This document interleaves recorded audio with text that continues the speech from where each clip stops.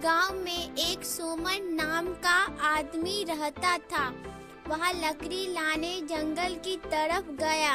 जब वह जंगल में पहुंचा तो उसे एक आवाज सुनाई दी, कोई है, कोई मेरी मदद करो।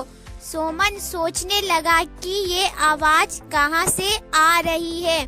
सोमन फिर सोचने लगा कि थोड़ा और आगे बढ़ते हैं, शायद मैं उनकी मदद कर पाऊं। सोमन जब आगे बढ़ा तो देखा कि एक शेर पिंजरे में बंद था। सोमन सोचने लगा कि आखिर इस शेर को पिंजरे में किसने बंद किया है। सोमन उस शेर के पास गया। शेर ने सोमन को देखा और कहा, ए इंसान, तुम मुझे इस पिंजरे से बाहर निकाल दो। सोमन ने कहा, अगर मैं तुम्हें इस पिंजरे से बाहर निकाल दूंगा तो आप मुझे खा जाओगे। शेर ने कहा, नहीं, मैं तुम्हें नहीं खाऊंगा। सोमन ने कहा, नहीं, आप मुझे खा जाओगे। शेर ने कहा, तुम मुझे इस पिंजरे से बाहर निकालोगे तो तुम तो मेरे मददगार हुए ना, फिर मैं तुम्हें क्यों खाऊंगा।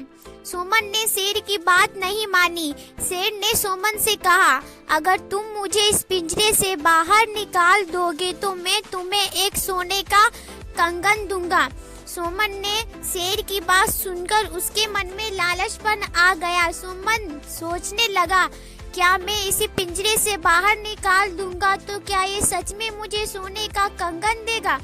सोमन सोचने लगा और सोचकर शेर से कहा, ठीक है, मैं तुम्हें इस पिंजरे से बाहर निकाल दूंगा, पर तुम्हें अपना वादा पूरा करना होगा।